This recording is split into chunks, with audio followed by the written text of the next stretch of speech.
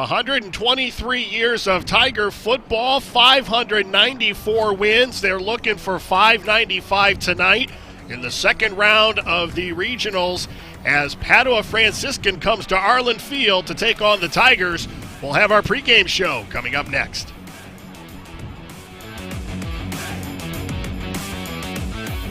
Nice intro, bro.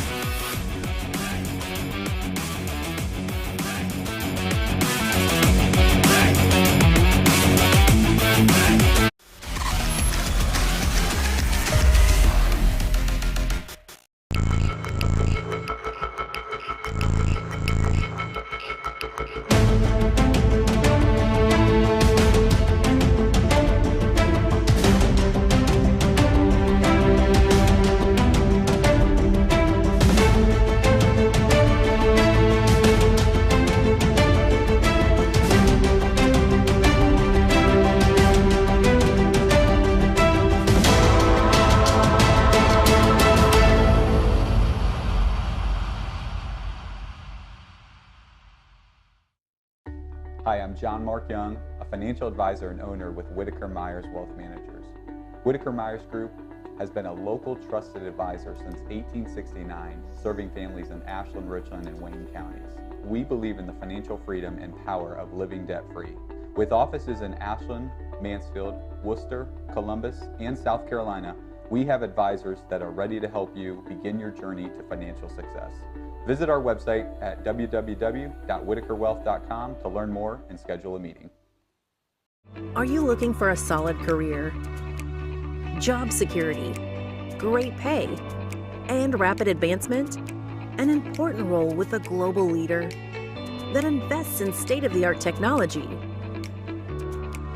develops world-class solutions, and is committed to a cleaner tomorrow? Yeah. We have just what you're looking for.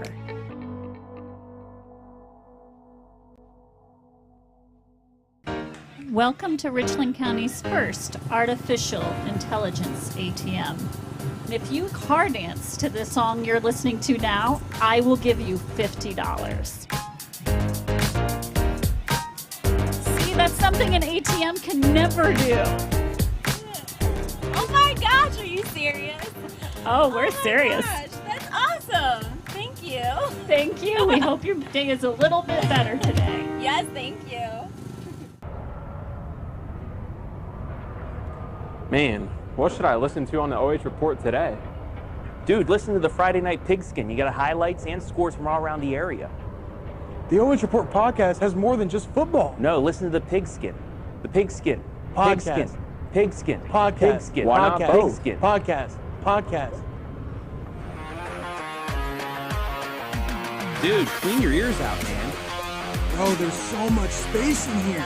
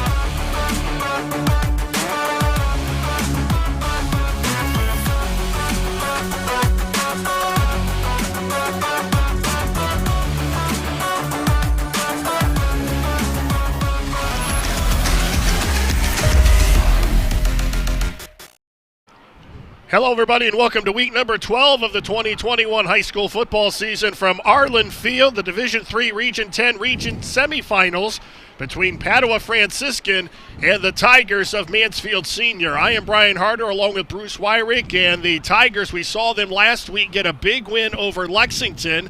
Now they face an opponent. This is the first time in Tiger football history they've ever played Padua Franciscan. Yeah, once you get to the playoffs, Brian, things really pick up intensity. They start out with 64 teams in playoffs. Now we're down to 32, and the talent keeps getting better and better and better. The field gets smaller. The games get bigger. Mansfield Senior coming into tonight, like I said, after the big win over Lexington, getting win number 6 in a row. Padua Franciscan, they're 8-2 out of the Crown Conference. We'll get more into that in a moment. But this is a young team in Padua that's going to have to come here to Arlen Field, a cold night, and they're going to have to face a very hot Mansfield Senior team. And you're right about that, Brian. When you have a lot of sophomores in your lineup and juniors, first-year players, and you have to line up against that Tiger defense, you just might as well be ready because those guys are going to tee off on you. And we saw it last week a little bit. Lexington did a nice job shutting down the Tiger defense, but after a while they wear you down. They start finding a little bit of slot here and there and a weak spot, and next thing you know, you're in trouble. The Tigers 9-2 overall out of the OCC, and as we said, Padua Franciscan 8-2. The keys of the game tonight for Padua is very simple. They have a very young roster, and those guys are going to have to be ready to play on this kind of a stage. One of the things we've seen when you have a young team is that mistakes they make on the field, jumping off sides, holding penalties, illegal lineup, missed blocks, and those kids are really young. And when you're lining up against somebody that's just hammering on you, it kind of puts the jitters in you a little bit. So the youth movement is a big thing for Padua. Now they also have to take care of things defensively and take care of a Tiger offense that's very hot right now. Yeah, Mansfield Senior, the thing I like about them is they're a big play team. They can score from anywhere on the field. It only takes one pass, one missed tackle, and they are off to the races.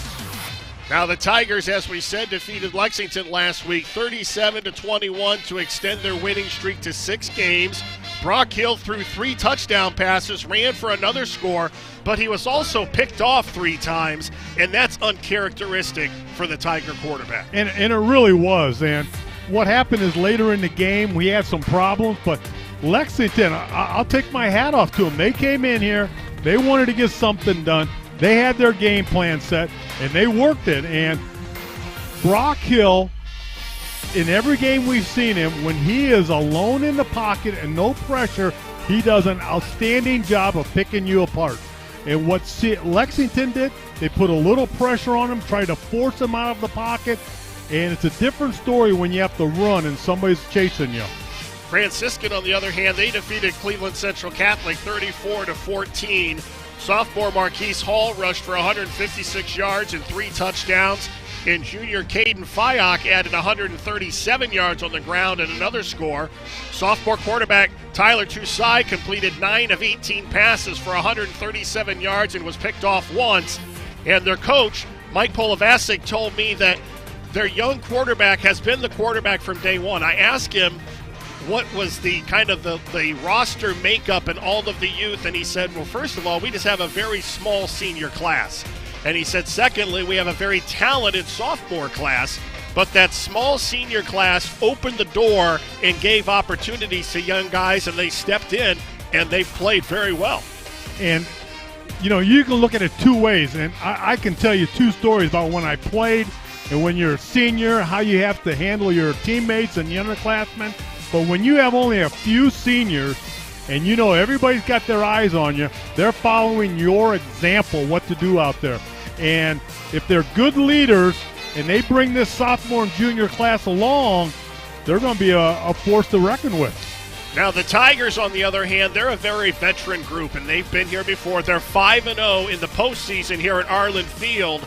So the young team from Padua Franciscan, they're going to have their hands full tonight. It's cold.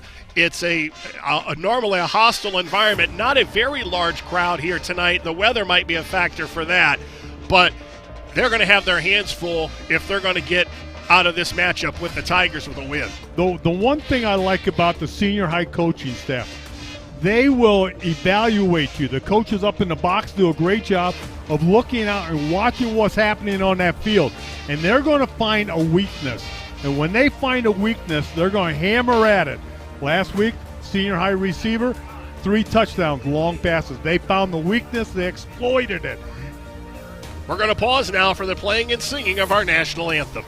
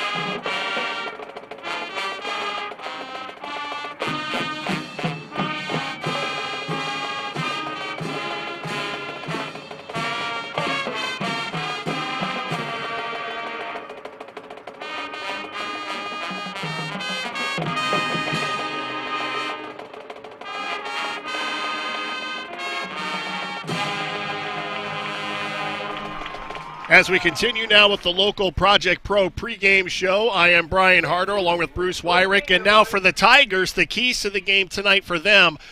We saw last week they turned the ball over 4 times. They have to take better care of the football. And that was a shock to you and I both. 4 turnovers, I think it was 3 interceptions and a fumble. And you just don't see that from a well-disciplined team. And if they do that tonight, Padua will take advantage of it. So they got to control the football and no turnovers. And the second thing I think they need to do is they need to keep the defensive pressure on. Their defense has played at a very high level for most of the season, and they've continued that into the playoffs. And they're going to have to take this young team and take them out of what they want to do. Right. And the farther you go in the playoffs, the better the defenses get. You cannot win a state championship with a bad defense. You have to have a solid defense. Senior high has it. All they got to do is keep getting better and better every game. The winner of tonight's game will take on either the number 1 seed Norton or the number 8 seed Parma Heights Holy Name. That game is also being played tonight. We will try to keep you updated on that score. That game will be played next Friday night. Then we start to go to neutral sites, so the home cooking for the Tigers and for everybody is going to be over after this week. And that's fun. I mean, that's kind of exciting. You're going to a neutral site. They're coming to a neutral site. Nobody's got the home field advantage, and you just go out and play football. Kind of gives you the feel of what happened a couple of years ago back in 2019, arguably the best season in Tiger football history. Mansfield Senior was 13-2 in 2019, a season that ended with a 14-7 overtime loss to Trotwood Madison in the state title game. And if you remember that playoff run, they had 3 straight overtime games, so it was a Tiger team that had the flair for the dramatic, and they're hoping that the games this postseason aren't as tight. Yeah, I remember that whole season. It was exciting. The Cardiac kids were in Cleveland, and same thing with the Tigers. They always found a way to win. Now this year's team, they're finding it with a stiff defense and a strong offense that can score from anywhere on the field, and it only takes 1 missed tackle, and they're in the open.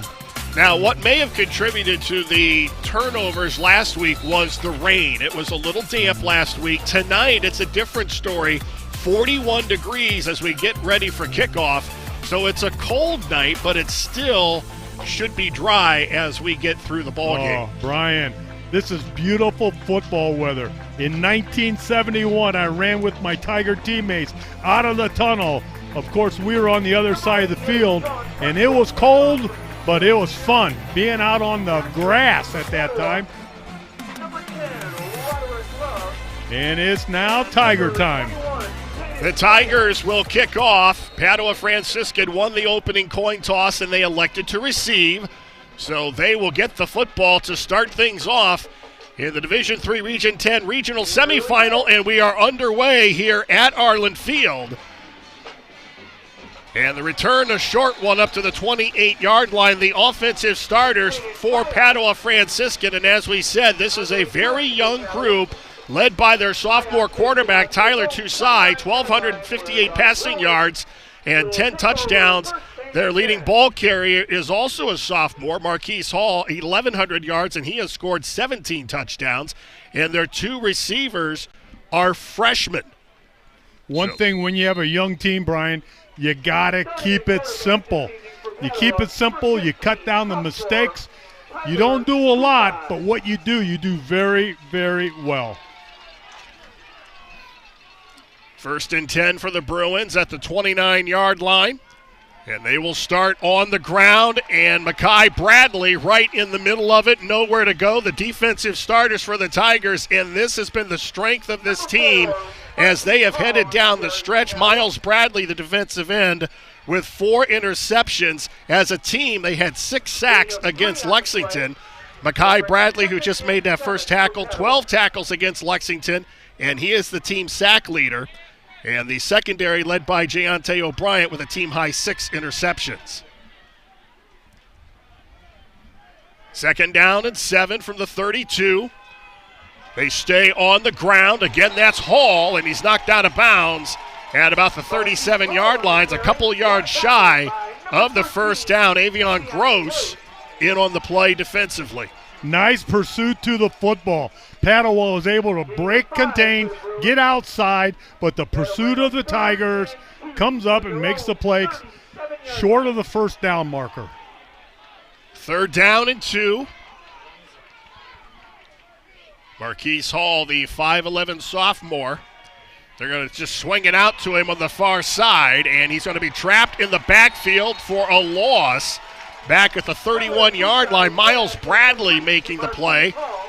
And has been the norm for the last few weeks. The defense comes up huge, and they force a punt on Padua's first drive. They pursue to the ball very well, Brian. I mean, they are all over the field.